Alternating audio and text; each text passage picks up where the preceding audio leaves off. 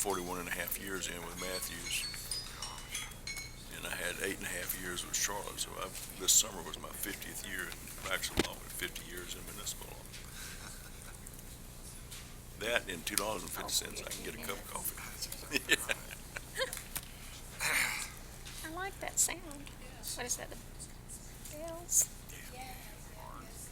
We're getting municipal Yeah. attorneys. Well, it is. I'm going to go ahead and call to order the August 27th, 2019 Waxhaw Board of Commissioners regular meeting. It's 6:30 p.m. and if you would all please rise and join us in the Pledge of Allegiance. I pledge allegiance to the flag of the United States of America and to the republic for which it stands, one nation, under God, indivisible, with liberty and justice for all. Please remain standing for a brief moment of silence.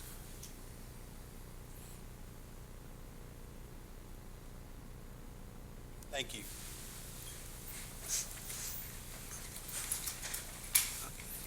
I have no changes to the agenda. Are you aware of any, Clerk? Okay, with that, I'll entertain a motion to adopt the agenda as presented. So moved. All those in favor? Aye. I'll entertain, at this point in time, we have no one signed up for public comments pertaining to the items on this agenda, so I will entertain a motion to adopt the consent agenda. So moved. All those in favor? Aye. Okay. Okay, a little bit of fun here. So, first piece of recognition that I just want to make everybody aware of, and this is going to be a continuing theme for this particular individual. Our clerk, Melody Shuler, joined us September 22nd, 2014. Does it seem like 5 years, Melody? She served ethically and always with an eye towards customer service, be it internally towards the board or externally towards our customer. She's in the process of, she's always looked at self-improvement, how do I continually improve? She's in the process of getting her master's of public administration. She will graduate in December, I believe. So we'll have another celebration at that point in time. But last week, during the annual North Carolina Association of Municipal Clerks Conference, Melody was appointed and sworn in to serve as the Vice President of the North Carolina Association of Municipal Clerks. This is a very important position because in 1 year, she will be the president of the North Carolina Association of Municipal Clerks and lead that organization statewide, which is a phenomenal recognition of what you do for us, but it's a phenomenal recognition of all the clerks across the state of North Carolina in them recognizing you as to the level of service, the level of that you bring to the not only here but across the state. And I did not want to miss an opportunity to say thank you as a board. We're fortunate to have you not only serving us but representing North Carolina. So congratulations, Melody, and we look forward to more congratulations.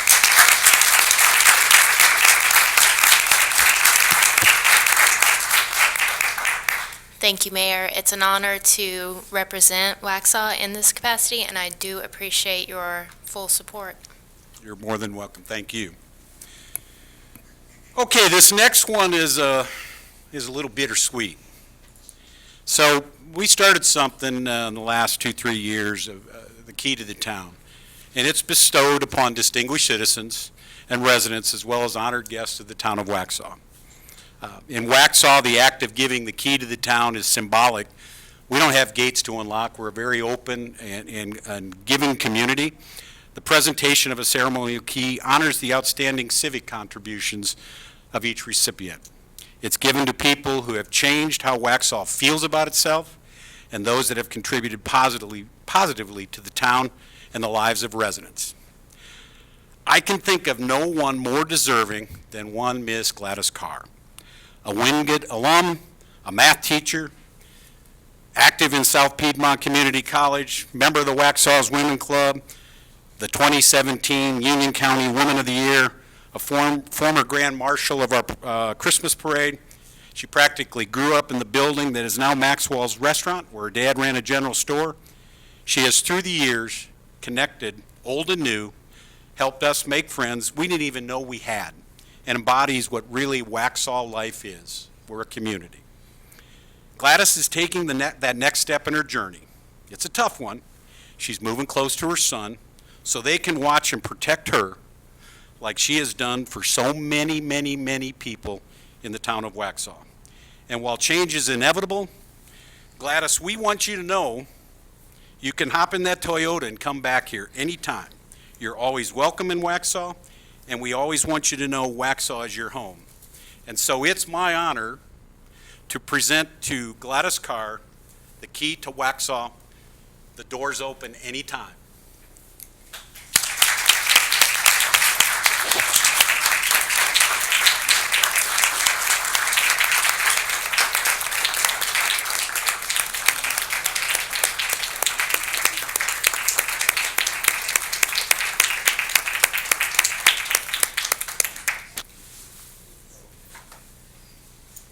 Gladys has to say something.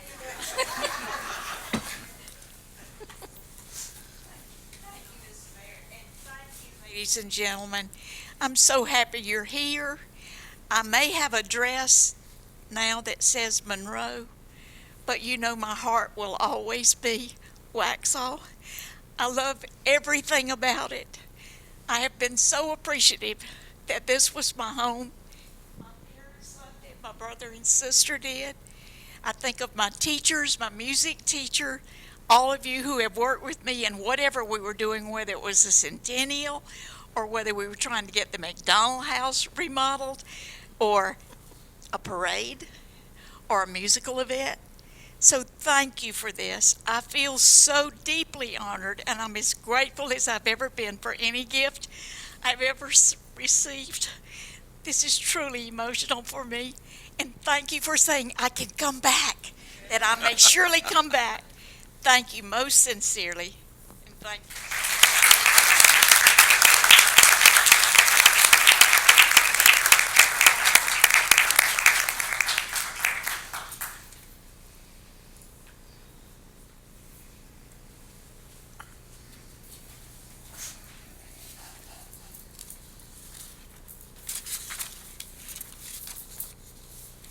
Okay, next up is a presentation of proclamation in support of litter awareness. Litter Busters of Union County is a very active group, and we have, through the help of, and their relationship with the Mayor Pro Tem McMillan, we have a proclamation in support of litter awareness that the Mayor Pro Tem will present. Whereas litter can have an immediate and long-lasting impact on the community, degrading the natural environment, reducing property values, increasing crime, discouraging residential growth and tourism, and blighting the visual aesthetics of our neighborhoods.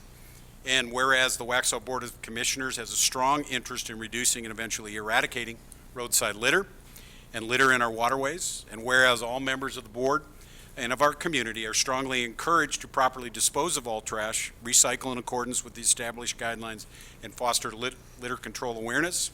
And whereas the NCDOT has identified September 14th through the 28th, 2019 as dates for the North Carolina Department of Transportation biennial cleanup involving community volunteers statewide to participate in organized litter sweeps. And now therefore be it proclaimed, I, Stephen Maher, Mayor of the Town of Waxhaw, do hereby proclaim September 29th as Litter Awareness Month in the Town of Waxhaw, North Carolina, and urge all citizens to support this observance. I further call upon all residents, businesses, and all members of the community to join in this effort to keep Waxhaw clean and litter-free. I will entertain a motion to adopt this proclamation. So moved. All those in favor? Aye. And Mayor Pro Tem, would you like to present? Ms. Loretta Bell, come forward, please.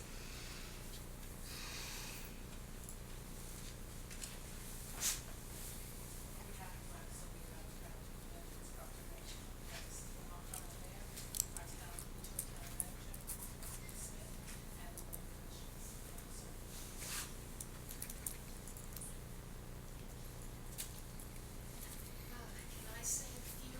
Sure. Please hold the microphone. Oh, I do hope to come back and tell you more about litter busters. You've been on my to-do list for quite a while, and serendipity follows me around, and this was almost magical how this proclamation came about. I started in Monroe with the proclamation because that's where I live. But actually, do any of you go to the county Board of Commissioners meetings? Yes, maybe. Okay. This coming day after Labor Day, they will be having their monthly meeting, and we expect that they're going to declare September as a Litter Awareness Month. I'm hoping this will continue. DOT does a special big statewide sweep every fall and every spring, September and April. And Litter Busters this year is going to gather at the new Food Lion on Martin Luther King on the 14th. To do a big sweep in that area. We've normally been doing our big sweeps on Olive Branch Road, which is in Monroe, that leads to the landfill. And believe me, until a new pricing system was incorporated by the county to double the fee of anyone coming to dump that did not have their load secured, it was horrible. You wouldn't believe the big litter, the big junk and that road crosses right in front of my subdivision. And that's what got me started. This group, it's a citizens group. We're not a nonprofit. We're just not big enough yet, but we have big ideas, big goals. And as a grassroots citizen group, I can't believe how far we have come in just a couple of years. So I truly appreciate this feeling of partnership in the mission. And, when we decided to name the group, there was something about naming it of Monroe that just didn't sit right. I'm a very inclusive person, and I'm thinking, that road that goes to the landfill and so many other roads very close to our towns and sometimes within our towns are actually DOT responsibility, and I wanted to feel as if all of Union County would be in this endeavor with me. So this is just a beginning, and I hope to be back and visit with you, give you a little more history about the group, where we've been, and where we're going. So thank you all for this honor tonight. You're very welcome.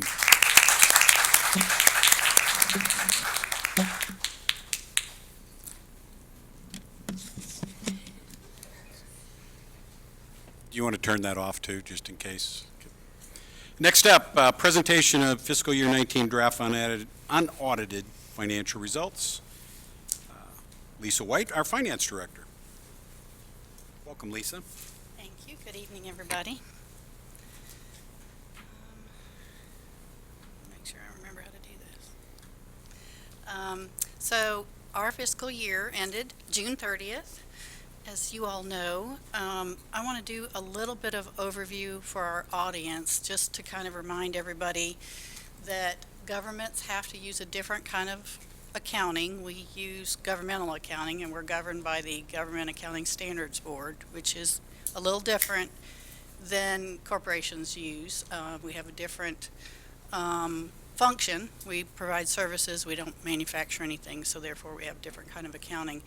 Governmental accounting is sometimes called fund accounting because we keep things in separate funds, and things are in separate funds because we want to keep separate the purposes of the money.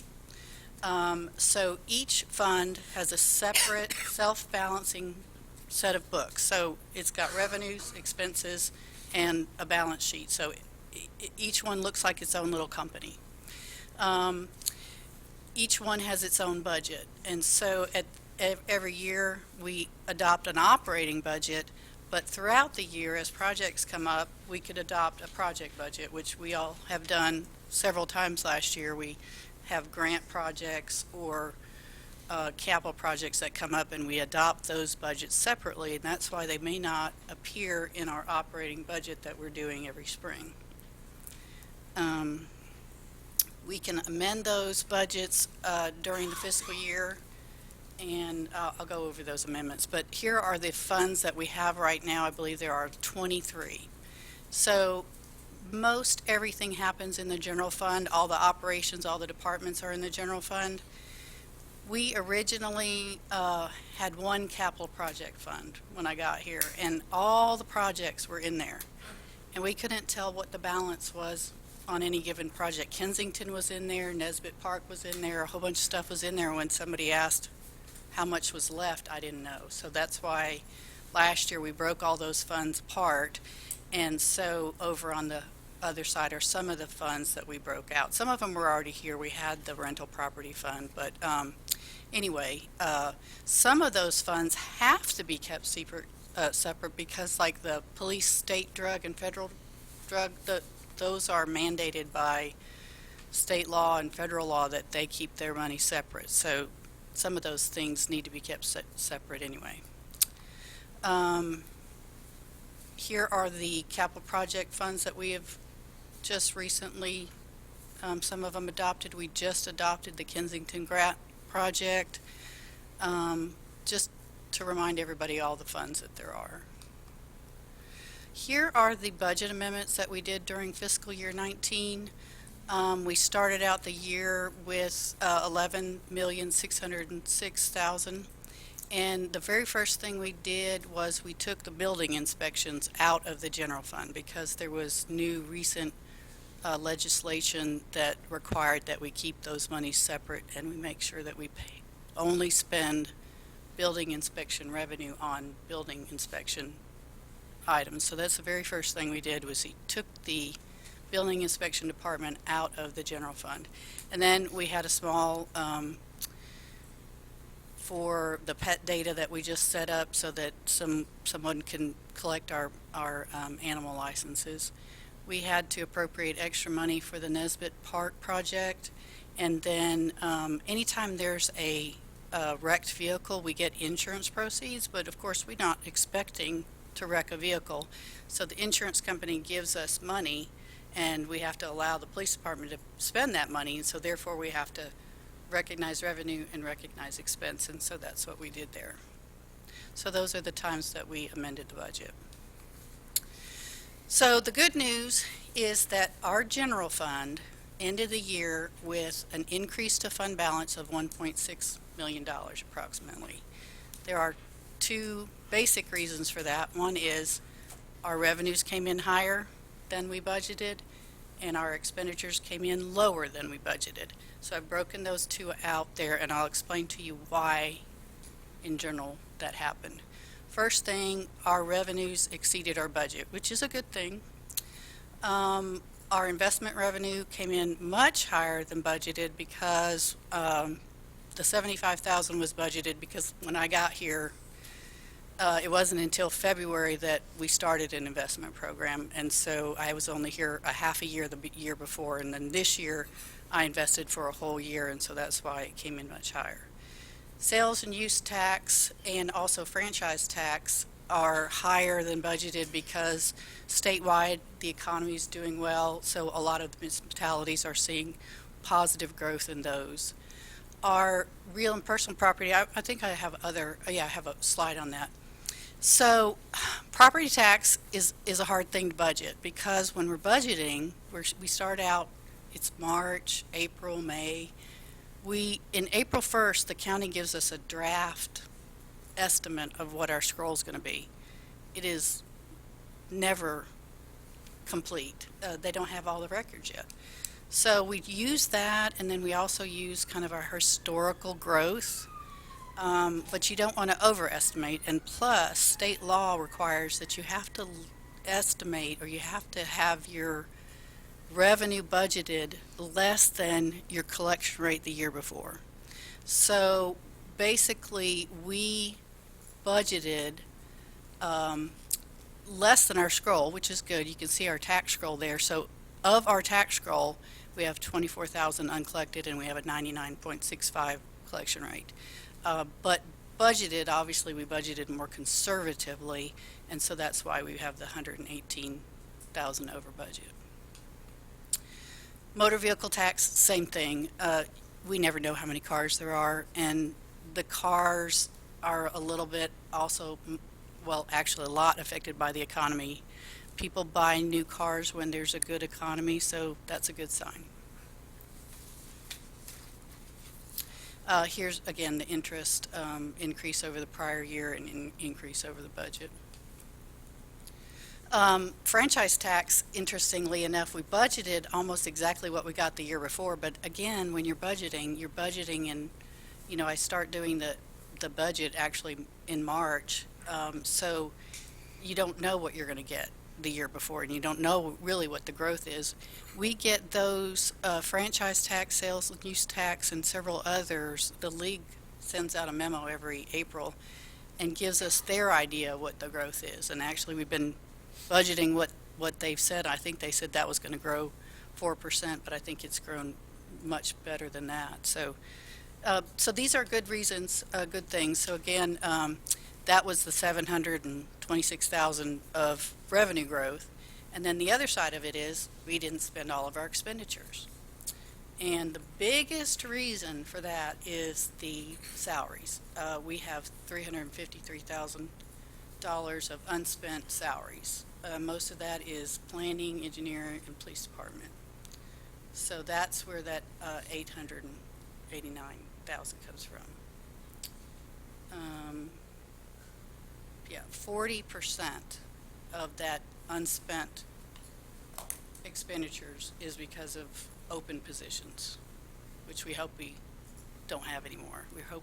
I think we're fully staffed right now. I believe maybe there's a couple of the new police officer positions, but anyway, we're on our way to being fully staffed, so hopefully we will not have this situation again. Here's just an overview of the different departments and how much they kind of left on the table, so to speak. But planning and engineer, that mostly is salary, but also because there weren't as many planners, engineering projects, you know, they couldn't get as much done with their consultants either. So like the UDO and some of the Kimley Horn things kind of had to wait because for a while there, Matt was the only person in engineering and there were 2 planners. So they left a lot of their professional services budget on the table as well because they just couldn't get to it. So hopefully that won't happen again. Administration, most of that is the contingency. We budget 1% of the budget every year as contingency. We set that aside. We hope we don't use it. We did use a little bit of it last year because we had a hurricane.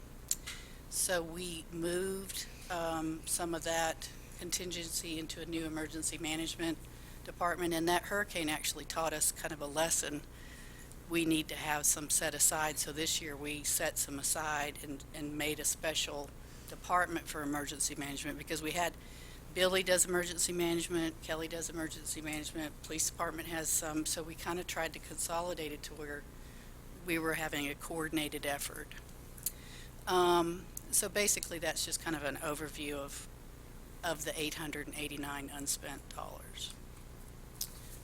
Here's where the planning laid out, and like I said, it's 70% of their excess money is salaries.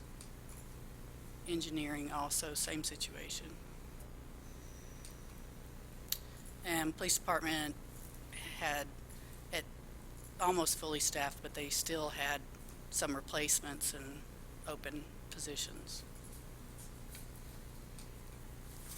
And also, you know, back to the salary situations. So anytime you have unspent salary, likewise, you're going to have the same percentage of FICA,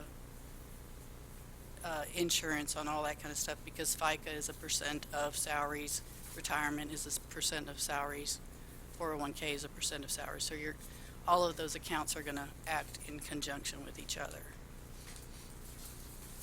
So here are the other departments that kind of had some leftover money. As I said, the admin was mostly the contingency. Finance department, we tried to start our new software project a couple times. One time we kind of got hung up, and then the next time our consultant changed managers on us, and now we're trying to start that over again. We got all the software downloaded, but we have not installed everything yet, so we hope to start that next month. But basically what that's going to do for us, if you guys saw the big attachment that was like 100 pages long, we really want to get you guys a better reporting package to where you could have something that makes sense without having to look at 100 pages. This software that we have now does not do that. I've never seen any city that didn't have it, but I think Erskin was like appalled when I gave it to him. He says, oh, all these accounts. But that's what comes out of this system, and so I'm hoping that we can print a financial statement for every month that makes sense to the average layperson, and you don't have to dig through all that paper. So that's our goal. That's what we're going to work on, hopefully starting next month. But that's why half of that project is undone. Legal fees is because we changed. We budgeted kind of somewhat close to what we had paid the year before, and I guess Charlie is just much more efficient, and so we saved some money there. A lot of times people ask us, where does the budget go? And so I always try to do this pie chart. I made the ones that are larger, just in larger font, because it was so hard to see all those little bitty things. But as expected, the police department in the general fund is the largest department, has the most employees. Sanitation is large because it costs a lot to provide that service. But anyway, a lot of people want to know where the money's going. This is where the general fund goes. And what are we spending it on? Half of it is salaries and benefits. That sometimes surprises people, but again, like I said at the beginning, we're not manufacturing anything. We're providing services, so we have to have people to provide those services. So that is very normal with all local governments. That's what we do. We have people. Sanitation. The trend in sanitation has been a 10% growth every year. I had some numbers for you about how much. I forgot to you looking at my notes. This year, as of June 30th, we have 6,161 residents. That is 315 more houses than we had the year before. So we expect that's going to continue. So we just have to keep budgeting that 10% higher, probably. And usually when we're doing that budget, I check with Marion and kind of tell her, let me know if a lot more houses are being added on and that kind of thing. So anyway, so that leaves us back to the fund balance. So as I said, we added 1.6. When we have fund balance, we have different categories that we're required to put it in.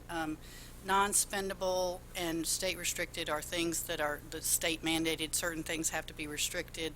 The state makes us go to this little calculation of different, if we have any different kind of investments or accounts payable and that kind of thing, we have to restrict those because you can't spend something that you're going to have to spend the next month. So you have to put that aside because you're about to write a check for those. So that's what that is. So that leaves us with approximately $6 million of unassigned fund balance. So when we talked last year, we had 42%. Now we have 50%. So 50% unassigned fund balance means 50% of the next year's expenditures. So that's 50% of FY20's expenditures. So we have a fund balance policy that you all adopted that is in the range of between 30 and 40% of next year's expenditures. So now we're at 50.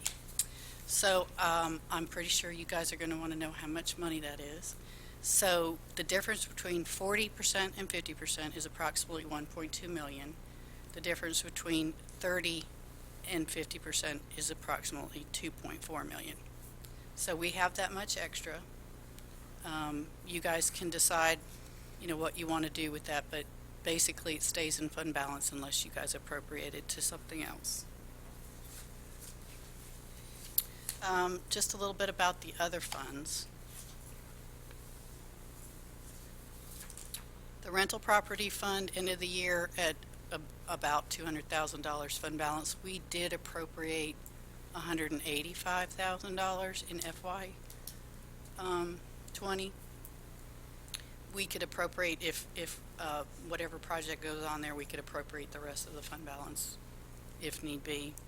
The technology fund is something that started several years ago because the software that the inspections and permitting department uses is very expensive. And so they charge, I think it's 10% of every permit goes into that fund to replace the software or replace the GIS printers, they just great big giant printers, and it costs a lot of money for those. And so all that kind of stuff comes out of there in addition to the credit card charges that we get charged. So anyway, it has $184,000, which if they do replace their software, they can use that for. PAL bill gets a little bit confusing.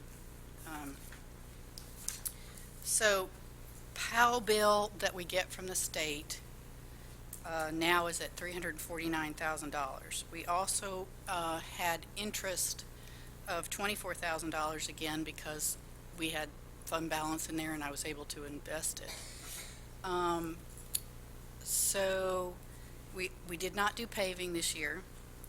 So we have a fund balance of $668,000, but there is a total of $918,000 of PAL funds.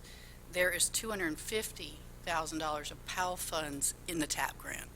So we use PAL funds as part of our match. So if anybody were to say how much PAL fund, like I do an annual PAL fund report to the state, it's $918,000, but we only have the $668,000 that we could spend.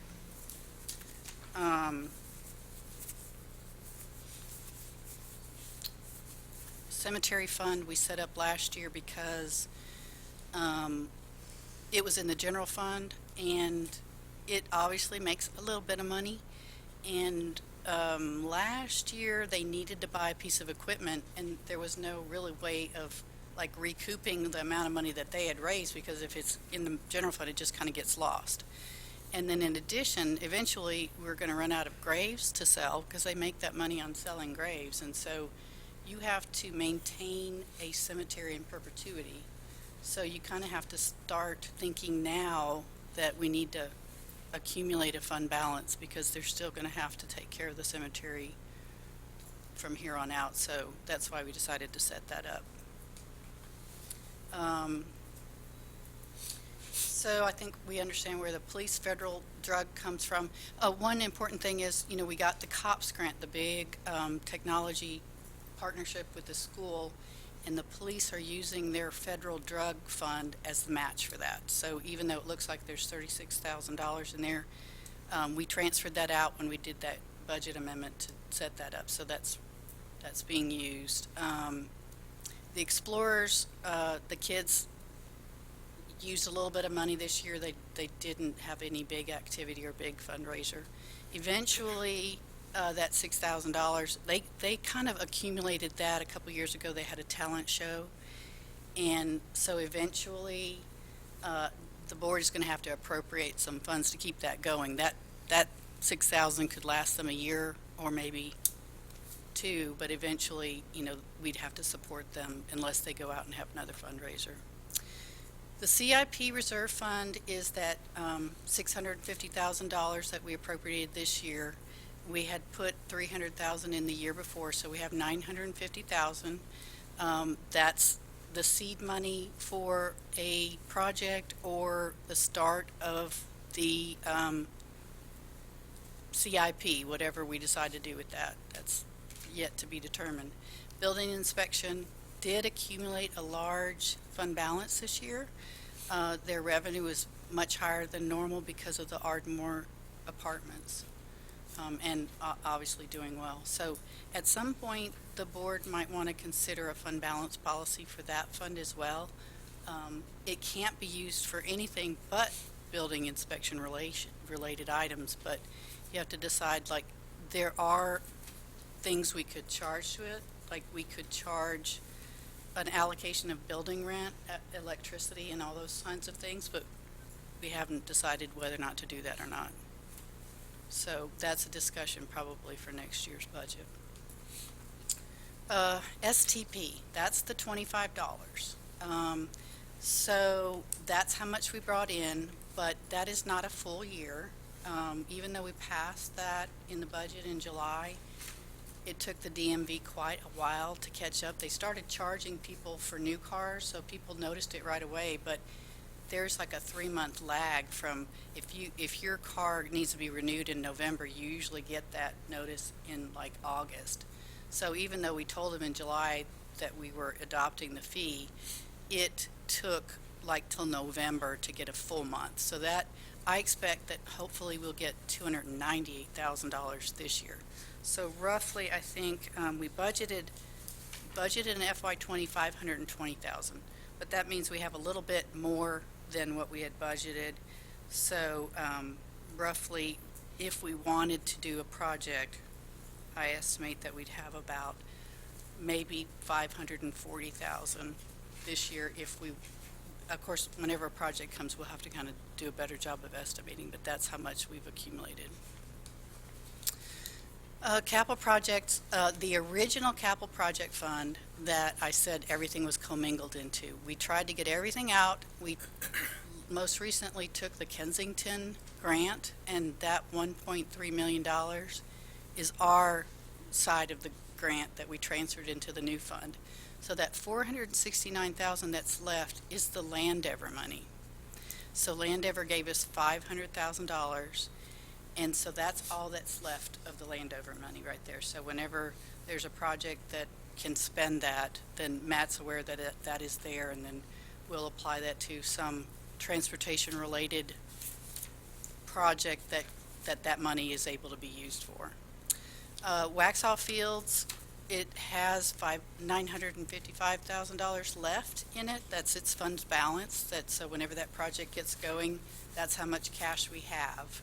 We'll have to appropriate additional monies from somewhere to finish out our commitment to that project. Nesmith Park is not finished. It has $55,000 left to spend. It should be finished shortly. Town Creek, that project's done and the master plan is done. TAP grant has fund balance of $508,000. And that's that Kensington grant fund that we were talking about. And then the other projects have no fund balance. The CDBG grant sidewalk is still ongoing. However, it is the match and the expenditures, or the revenues coming in and the expenditures are equal. So it has no cash on hand. It's just getting finished out. Oops, I didn't do that. Guess that's it. That's it. So if I can answer any questions, I'd be happy to. Questions from the board? I have a question, or just clarification. Of the $1.6 million, you said that 40% were because of the open staff positions. So the other 60% of that, would that be because we didn't do any projects, big No. projects in the last year? Can you explain that? The 40% number that I said, I believe, was staff. And I think I was talking, maybe it was in planning department or, yeah, okay. So that is the expenditures. Right. So the salaries, unspent salary, is 40% of the unspent money. So $353,000 of the, so $353,000 of the 1.6 is because of our open positions. Right. In total, 889 is because we did not spend all our expenditures. 726,000 is because we had revenues come in better than we had budgeted for. So that goes back to this very first slide. The reason for the 1.6 is the very top number is the revenues that we had extra and the expenditures that we didn't spend. So we underspent our expenditures and got in more money than we were expecting. Does that make sense? Yep. Okay. But Commissioner Burns, to your point, we didn't pave last year. So, Right, that- so we didn't, yeah. that's what you're getting at, that Exactly. we need to start identifying those projects that we can, that improve the well-being of Waxhaw. And that, and we have the money to do it now. I mean, Right, that's but- what you're really getting at. Well, but the 1.6, so remember we have the different funds. The PAL funding is not in that 1.6. Right. No, the Powell- PAL was separate, right? PAL's got its own money. So the general fund does not have projects in it. So doing a project or not doing a project would not affect that 1.6. There are no projects in the general fund, none. All the projects are in other funds. So the reason we have 1.6 is all because we had more revenues and because we did not spend our operating budget. So the departments didn't have salaries Mhm. and some of the other professional services, contingencies, and those other things were unspent. So projects are all in the project funds and in STP. It's still sitting there and Powell's still sitting there. So yes, we have fund balance in those funds because we didn't do those projects.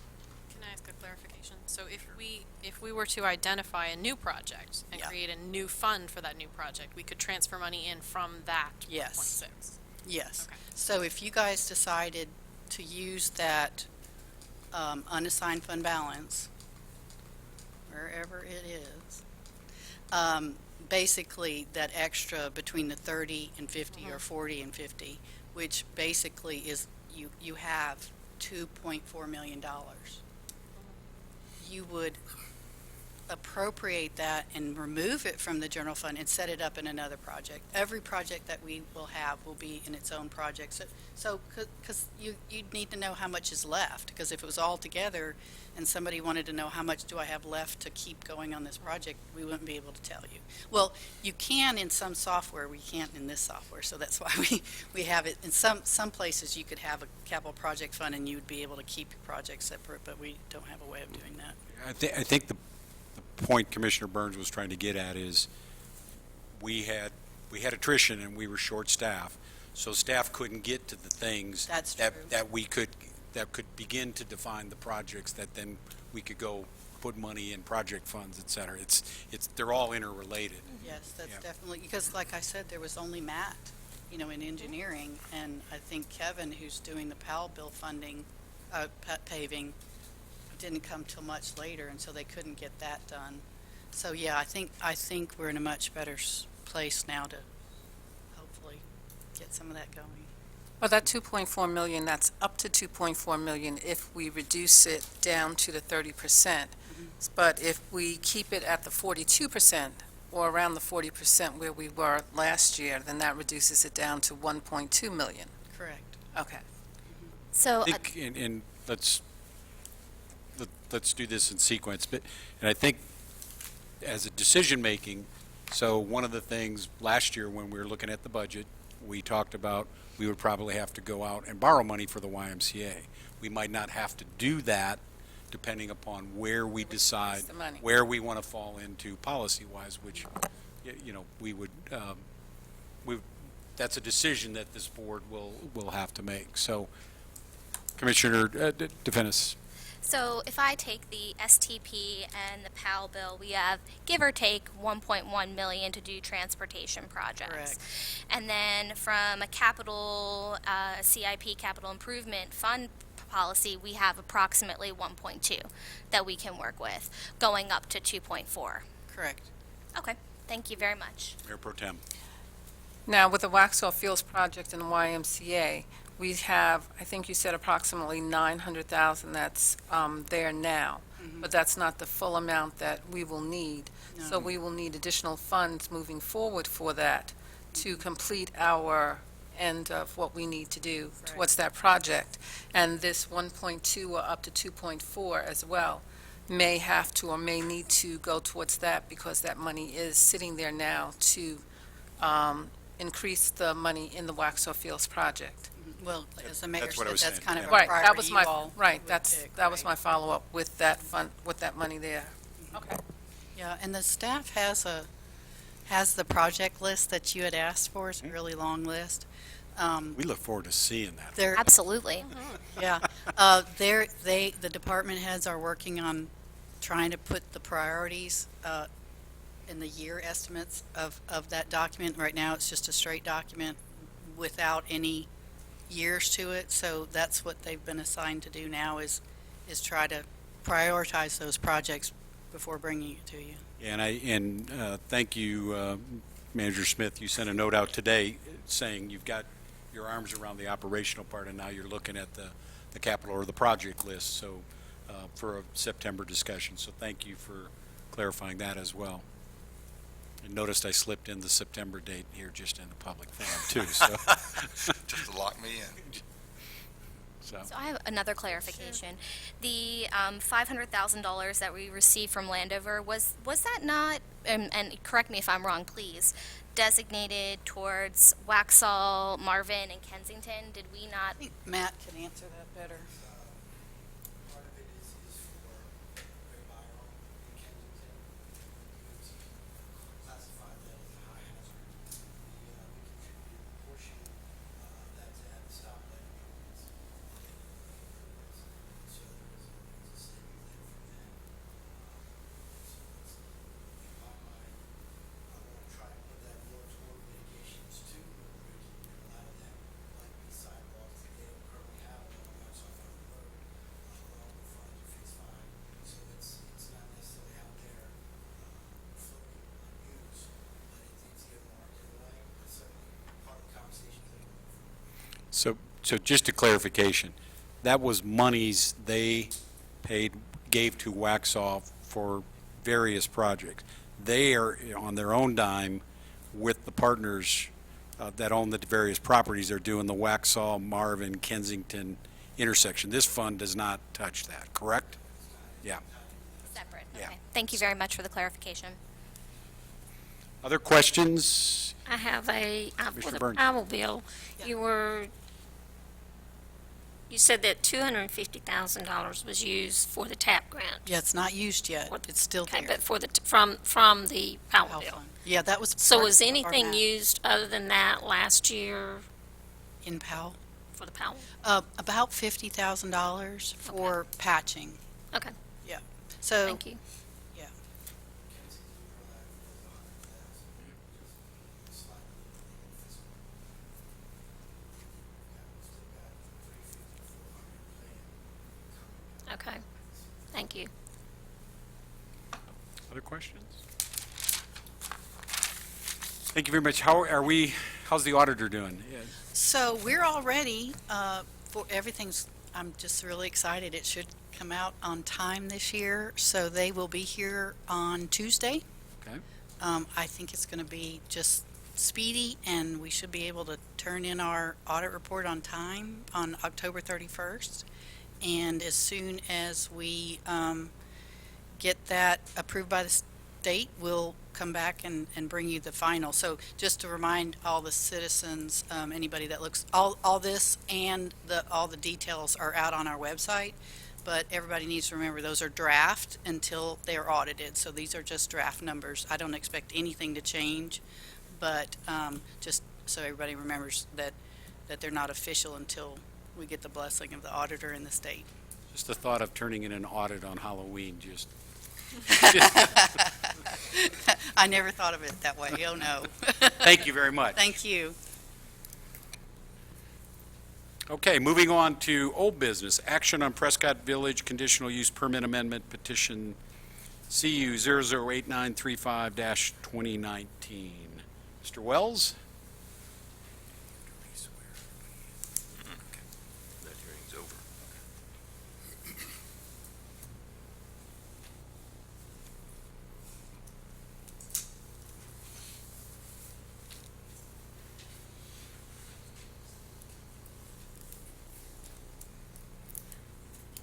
Thank you, Mayor, and good evening. I would like to go over the back half of the presentation again concerning the nature of the request, and then I'll also backtrack a little bit back to the site plan as well to give the board an update, myself and Matt, on a couple of the questions that came from the board last time that were transportation related. But as far as the future land use map, and this is from our 2016 comprehensive plan policy bridge, it shows the property within the intended growth area and defined as a mixture of commercial and residential uses in areas that are located along major transportation routes or strategically located to function as the center of a neighborhood. And staff recommends approval of the proposed conditional use permit amendment for Prescot Village. And staff feels the request is consistent with town policy and goals in the following fashion: that the subject area is located within the intended growth area. The subject area has ready access to transportation and utility infrastructure that can support larger scale and more intensive urban development patterns. It improves the function of a major highway, Highway 16, through the implementation of targeted upgrades, including access management, turn lanes, and intersection signalization that can be completed more easily than major widening projects.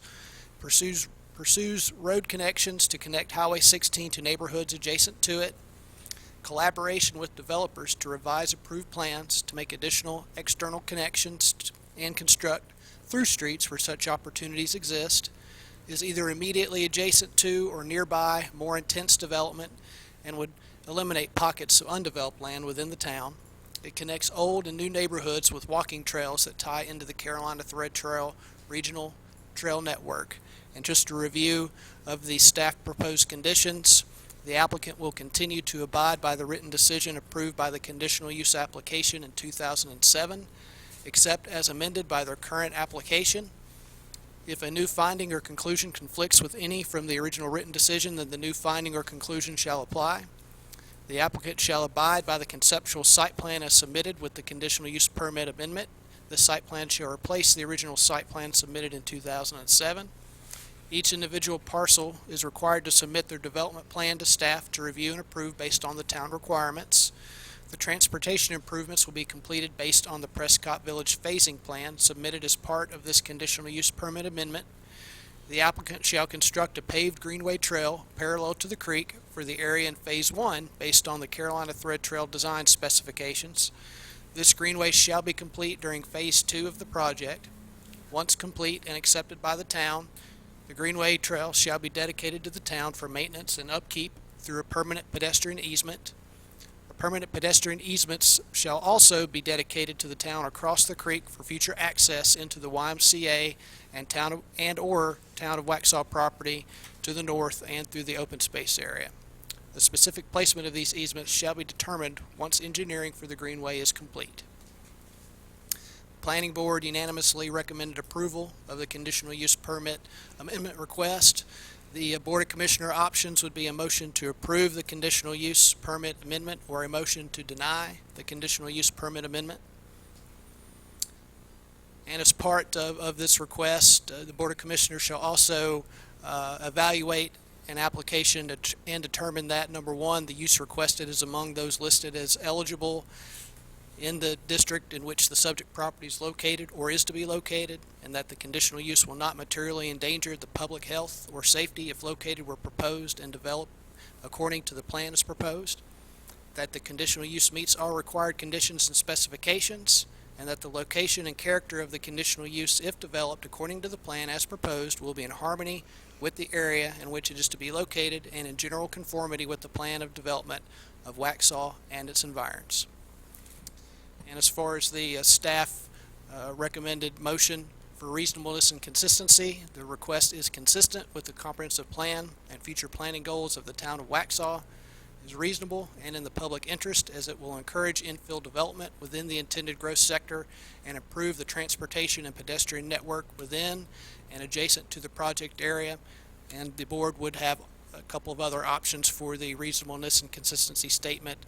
One would be that the request is not consistent with the comprehensive plan and future planning goals but is reasonable, or that the request is not consistent with the comprehensive plan and future planning goals of the town and is not reasonable and in the public interest.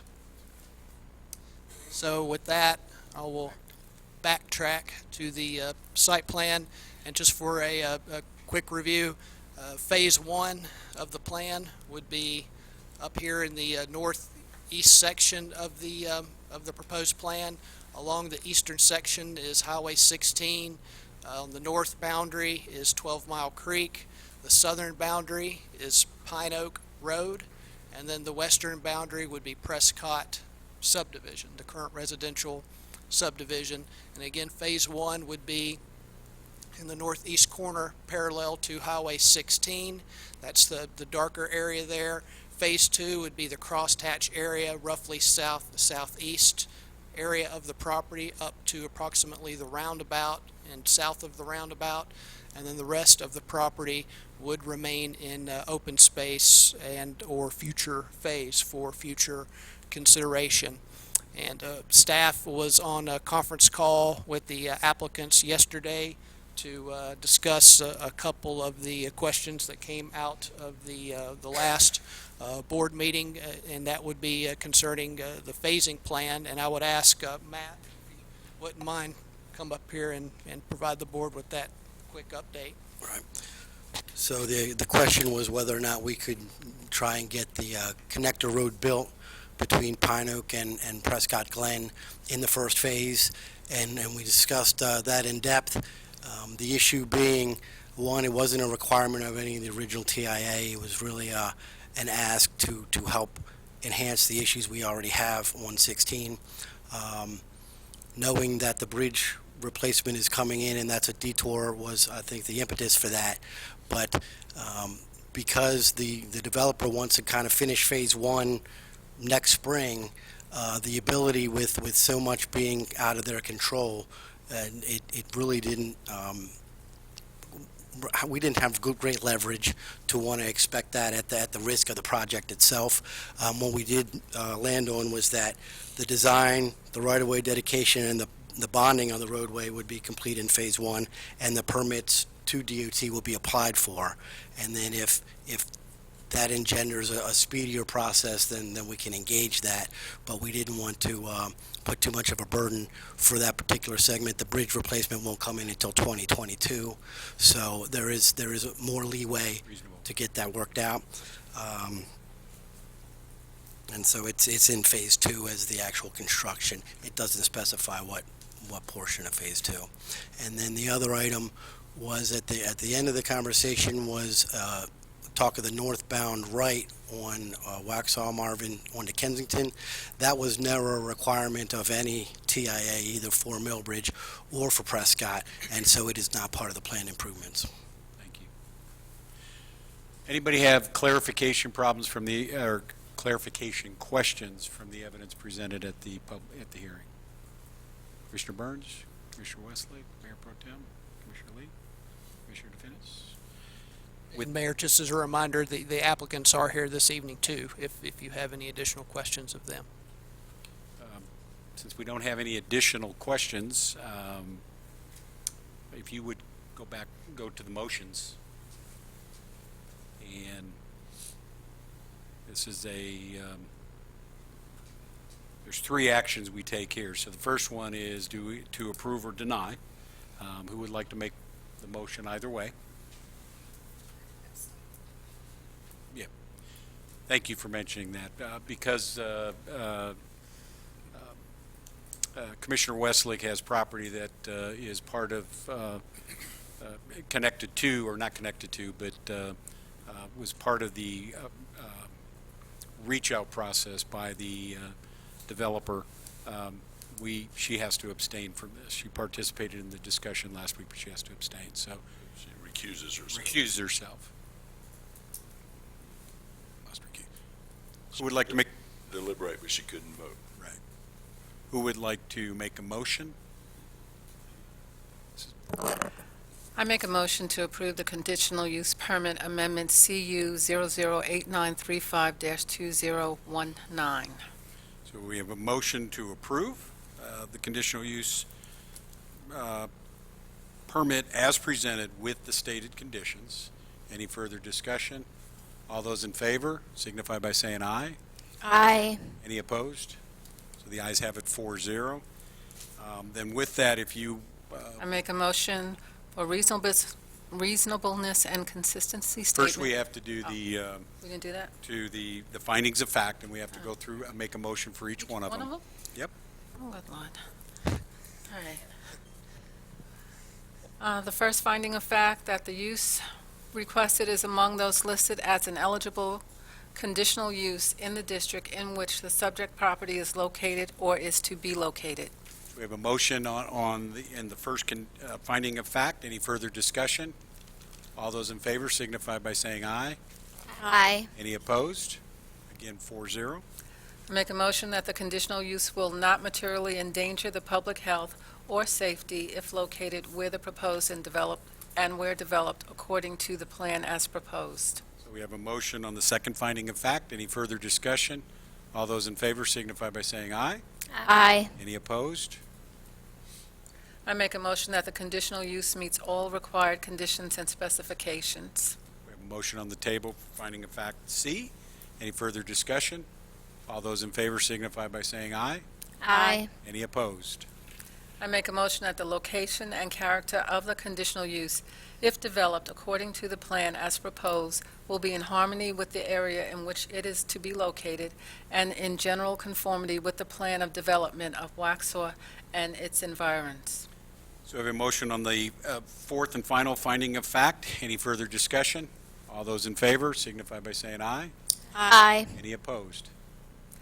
I make a motion that the request is consistent with the comprehensive plan and the future planning goals of the town of Waxhaw, is reasonable and in the public interest, as it will encourage infill development within the intended growth sector and improve the transportation and pedestrian network within and adjacent to the project area.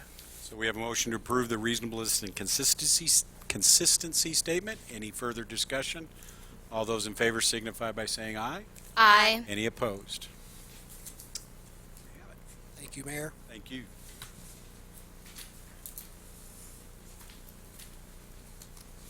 All right. Next item is the action on Providence Road Mixed-Use Conditional District Rezoning Petition. Madison, welcome back. Thank you. It's always a pleasure.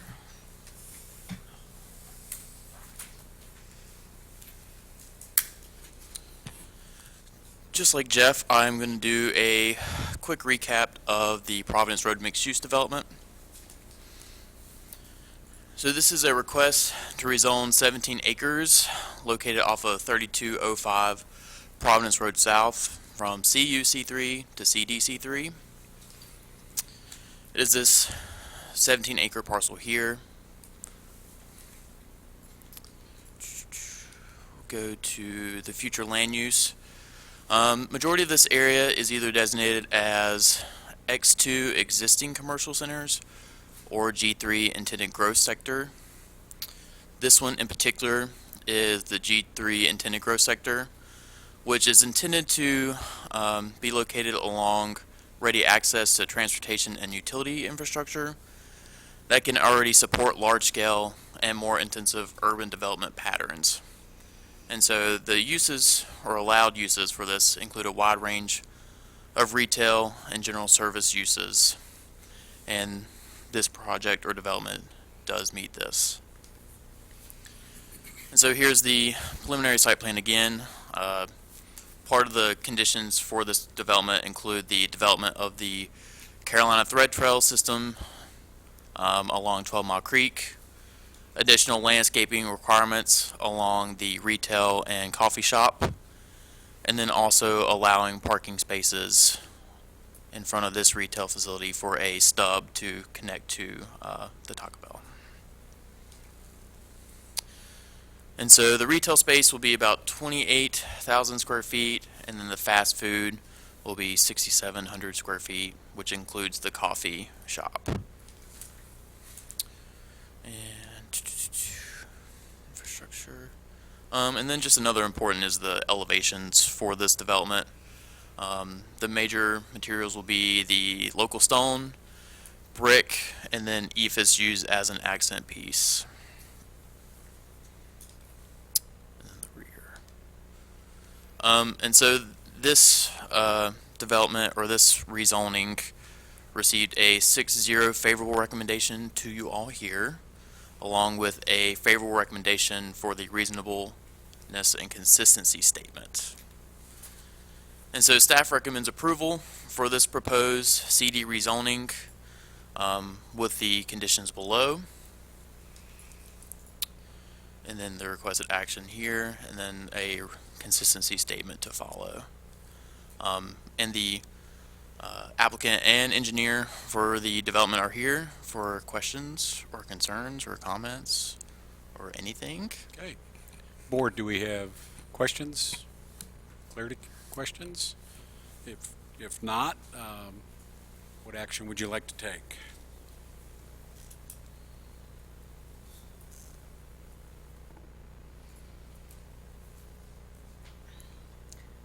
Motion to approve CD-008940-2019 with the following conditions. Developer will construct 10-foot asphalt path in accordance with the Carolina Thread Trail along 12 Mile Creek. Parking will be allowed in front of retail building adjacent to Taco Bell to allow for connectivity. Developer will provide additional landscaping to hide 7 parking spaces in front of coffee shop. So we have a motion to approve the petition. Any further discussion? All those in favor signify by saying aye. Aye. Any opposed? Commissioner Westlake, would you like to do the reasonableness and consistency statement? The conditional district rezoning request is consistent with the comprehensive plan and future planning goals of the town of Waxhaw and is reasonable in the public interest as it will allow for commercial uses to continue as recommended by the Waxhaw Comprehensive Plan for the G3 intended growth sector. So we have a motion to approve the reasonableness and consistency statement. Any further discussion? All those in favor signify by saying aye. Aye. Any opposed? Aye. Thank you, Madison. Thank you. All right, next up, Town Hall Lease Extension. Erskin Smith, Interim Town Manager. Thank you, Mayor and board members. This is a lease for your current town hall facility. The current lease expires in November of 2019. The original lease was done in 2014. There's not much change to the original lease. There is a small escalation fee as you go through the lease period, but the actual first-year lease amount is less than currently what the town is paying. The additional add within that lease agreement is a right of first refusal with the property owner to have available additional space within the current shopping center as needed by the town of Waxhaw should those space come available going forward. So it's pretty straightforward. It gives you additional time in which to plan for your future town hall, but it also provides staff some consistency of where they're at the current location. I would like to thank Kelly for working with us and Charlie for helping us along with that with the current landlord and getting this all prepared for your approval. Any questions for Manager Smith? If not, I'd be happy to entertain a motion to approve the lease extension as presented and direct Interim Town Manager to execute the lease agreement. So moved. We have a motion. Any further discussion? All those in favor signify by saying aye. Aye. Any opposed? Okay. Thank you very much. Next up, the new business, the initiation of Voluntary Annexation Petition 18-223.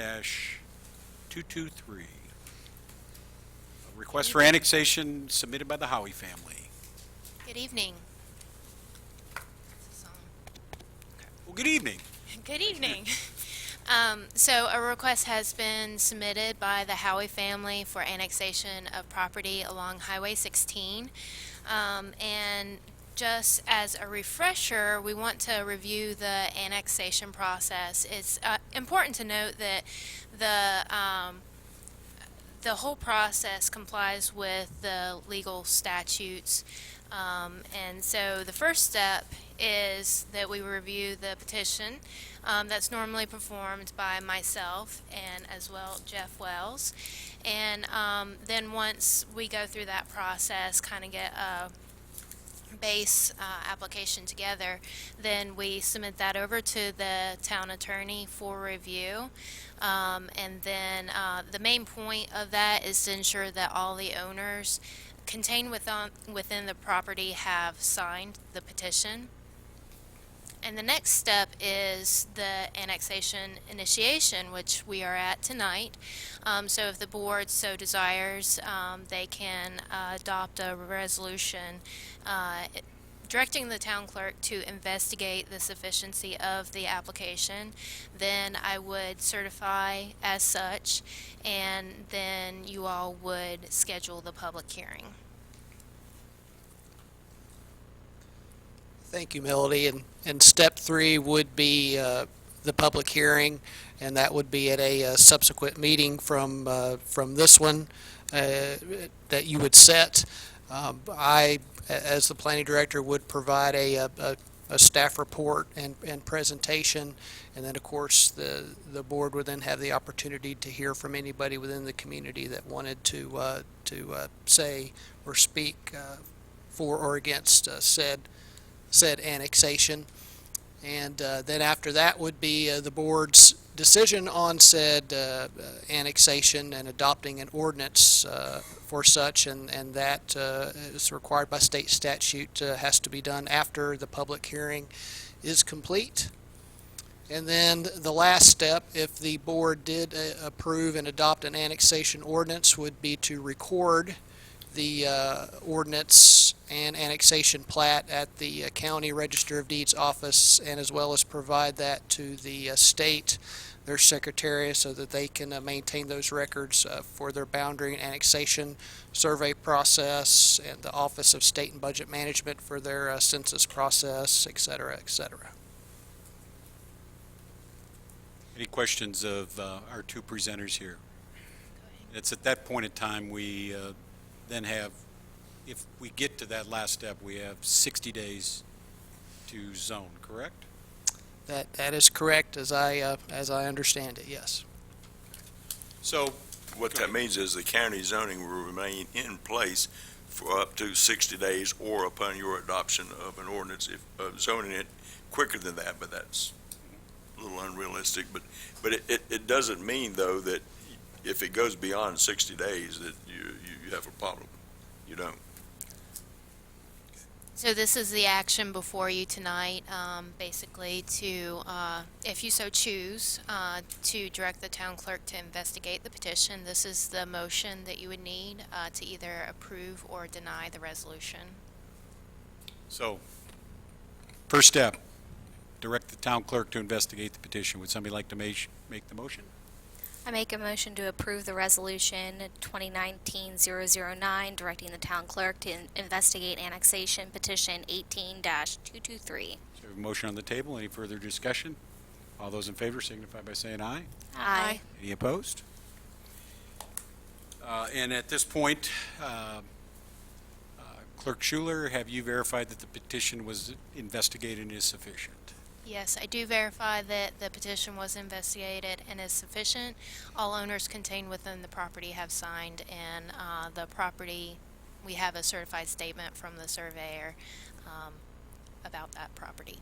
So the clerk has conducted the investigation, and the application is sufficient. So at this point in time, I would entertain a motion to approve Resolution 2019-010, scheduling the public hearing for September 10, 2019 at 6:30 p.m. in the Police Department Community Room, 3620 Providence Road South. So moved. We have motion. Any further discussion? All those in favor signify by saying aye. Aye. Any opposed? Thank you very much. Oh, you'll just need to schedule the public hearing as well. So, last step, resolution. I think we just did that. Can we just do that? sorry. We approve. But if you want us to schedule it again. I didn't move forward. I apologize. That's okay. That's okay. Thank you. Thank you. Thank you, Melody. Okay, last item of new business, consideration of rules of procedure for the public art selection jury and discussion of member solicitation. Ms. Sabinski. Good evening.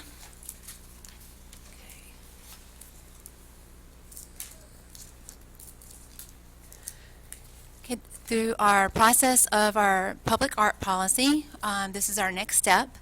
At last meeting, we got the proclamation of putting the group together. Now these are the rules and procedures for that group. So the selection committee is made up of 3 already members of our town committee, so diverse members, 1 to 2 local artists or gallery owners in the Waxhaw region. The public art selection jury is facilitated by the PCR. They would only meet for special requests for projects, and we actually do have one request out there right now. Our public art policy guidelines are already laid out that y'all adopted, and then we bring forth those projects to y'all for consideration. In your packet, you've got the rules and procedures. We mirrored from our other town committees, so they're very similar. They're just they're vetted to the art policy. Any questions so far? Okay. So tonight, we are asking to vet the rules and procedures for this specific committee, and then also to move forward on asking the committee members that are already in place for their consideration of volunteering, and then ask potential people in the community, and then bring back those people for your consideration. So it's basically asking the okay to ask other committees. So for the additional, I'm sorry. Yeah, go ahead. Yep. So for the additional folks that you're looking to fulfill the committee, is that something that we would look at in the boards and committees work session upcoming, or is that going to be separate? So, step 1, rules. We got to approve the rules of procedure. I think, and then as a board, since these are, if we adopt the rules of procedure, 3 of them come from 3 existing committees, and then we decide 2 additional ones to go on it. So, yes, we would appoint up to 2 to join this subcommittee. There's nothing that restricts us from appointing them from existing committees, though. They could, all could come from existing committees. So, in theory. In theory, but Yeah. in the policy, it gives you the option of Right. of having those 2 on the outside or 1 on the outside, Yeah. from the outside. So, to answer your question, it's a maybe. I mean, it's we have to decide as a board, do we want to treat this as a true subcommittee and appoint from within all the existing committees, or if we want to bring outside, then we would appoint 2 additional. That's the way that's worded in D1. Yes. Procedural question, since this is the first time we're presented with these rules of procedure, shouldn't we not decide on them tonight? Shouldn't we take them home and come up with questions or feedback? I mean, that is certainly a prerogative of the board. They are modeled after all of our other rules of procedure. What would the board like to do? I wasn't sure which way we were doing that. Personally, I haven't read them. They follow what we do, so I'm pretty comfortable that Dina and team, abided by what we went through last year in structuring these, but this is up to the will of the board. So first step would either to bring it back or make a motion to adopt the rules of procedure for the public art selection jury. It's a handful. Was there any questions about the rules and procedure? I thought y'all had that in your packet already. Yeah. Okay. I just didn't know which way we were doing No, it. no worries.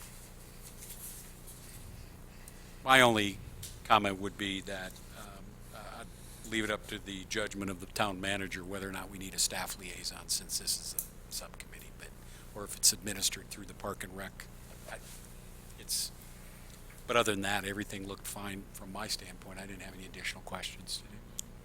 So it seems like we're in consensus, so who would like to make the motion? I'll make a motion to approve the art selection jury. Okay, we have a motion to adopt the rules of procedure. All those in favor signify by saying aye. Aye. Any opposed? There you have it. And we have a meeting on September 4th with interviewing for all the boards and committees. Let us come back to you in terms of before we get started on that, because we really haven't had a discussion of that. September 5th. Would y'all like me to start getting a list together for artists or art gallery owners from our region for you to select from? I mean, you Just can in start the process. There's nothing wrong with that. We're only a week away from actually sitting down and kind of, okay, what do we want to do here? So, but since you volunteered to do work, we'll take you up on that. So that's a good thing. Help to get it done faster. Okay, thank you very much. We have nobody signed up for general public comments. Interim Manager Smith, would you like to report on anything? I will make just some brief comments. I know, Lisa's still back there, but she and her staff done a great job putting together the, getting ready for the auditor, and it's good news. It's always good when boards are able to put money back into their fund balance or their savings account, because we know there's always something out there that unexpected that will come up to be able to use it, and there's also very special projects that you have dear to your heart that you would like to spend that money on. Hopefully, when I bring you the capital improvement plan, we can begin that discussion on prioritization of those projects. You've already made commitments, as I think I've told you, that to a new public works facility. You have the commitment to the YMCA fields, and so those are certainly will be part of your deliberation, but also part of your ongoing discussions.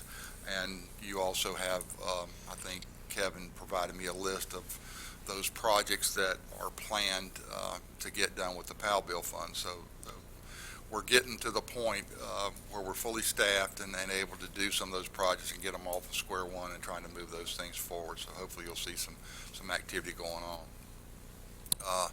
And then secondly, I'd just really like to thank everybody from the town staff to the electeds for welcoming me to Waxhaw. I think it's a great opportunity for a new manager to come on board, because you've got a great staff and good folks that want to do a great job for the community, and you've got a great community that's growing very fast and will continue to grow. Even if there is sort of a down in the economy, I think you'll still continue to weather that very well. But it also brings challenges, as you well know, with transportation being one of the top ones, as well as other recreational needs and other things going forward. So good news on the downtown. Kirk's done a great job with that, and I know it's got a vibrant downtown.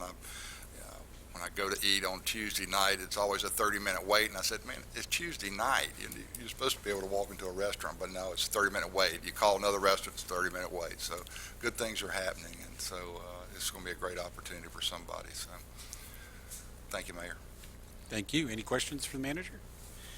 Now, I believe I'm getting a signal that you would like to do public comments, because I know you guys came in late. So come on up, state your name, address for the for purpose of the record for the clerk, and Thank you for waving at me. You're welcome. My name is Sharon Miller. I live on Howie Mine Road. I just wanted to say, we did the back-to-school bash. We came in late, so I apologize. I didn't get to put my name down. We did the back-to-school bash last weekend, the weekend before. And we had a great turnout, and we just want to thank everybody that participated. We had great volunteers. The town really came together like we should be. So we'd like to thank the town, the police department, the local businesses, and everybody that came out and supported us. It was really great this year. And next year, it's going to be even better. So thank y'all again, and we appreciate you. Well, thank you.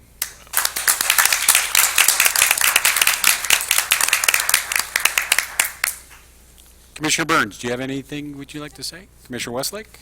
Mayor Pro Tem McMillan? Just a quick update for the board and for everyone. At the last meeting, I was asked to start the RFP process for the town manager, and I have been working with that with staff, the HR director, and our town attorney. The board received an initial draft of the RFP, which had some glitches once it was sent out to certain members on the board who did not receive it, and we had to resend it again, so it held up getting back some responses. So once we received the responses from all board members, we have now begun the process of incorporating those responses to redraft the RFP. The Human Resource Director was working up until late tonight. I think she finished probably around 6 o'clock in trying to incorporate the majority of the responses. So hopefully everyone should get their copies tomorrow via email after, again, the town attorney reviews it, so that if you do have any additional questions, that please respond to that. A lot of the information received was not so much legal concerns or procedural or anything, but it was more a matter of style in some of the questions or how to phrase some things. There were some things that were additions. There were some things that a lot of people wanted deleted in the RFP. So you will see that, and it should be highlighted either in yellow or red so that you can see where the changes were made. And then if you have any questions, just get back to me once you receive your draft. And if not, hopefully we can move forward with the process and get it sent out. And just to be clear, if I don't respond within 24 hours, you know there was another glitch. Another glitch. And Okay. for those that wonder what we're talking about, she sent the file out, and suddenly I had 137 malware viruses and we don't know what the heck happened there, but it quarantined. I guess, Mayor Pro Tem, we're just not supposed to talk, that's all. No communication.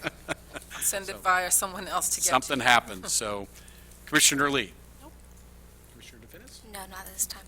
I just want to mention, for awareness, because we talked about money, but last week was the monthly meeting of the Charlotte Regional Transportation Group, and they continued the theme that has been coming from DOT as a result of the MAP Act and the increase in cost for transportation roads. As I reported last time, we're seeing an average increase in projects 10% per year coming from DOT. The STI, or Strategic State Transportation Initiative process, has been extended for the next round to 3 years from the 2 years, which basically says the next release will not be until 2022. Put that in Waxhaw terms, that says we will not have any answers or discussion around the Waxhaw Parkway until 2022, which puts a huge, huge challenge in front of us, given 16 is moving ahead, although that's been delayed because of the 10% per year, which has added $30 million to that project. Keying off of Manager Smith's comment, transportation is a huge challenge for us. As it stands right now, the projects that are in there, instead of it being adopted next month like they normally would have, They've pushed the adoption of that out to February 2020. This is all getting pushed out by DOT. And again, the state legislature has a challenge in front of it in terms of how do they replace the gas tax to pay for the increased cost in transportation funding. All good challenges that are going to keep Matt and team very, very busy as we move forward, because there's no easy solution here since our major arteries are state roads. So with that, I'll entertain a motion to adjourn. So moved. All those in favor? Aye. Thanks, everybody. See you later. Have a good evening. You too. Hope you get right into the restaurant.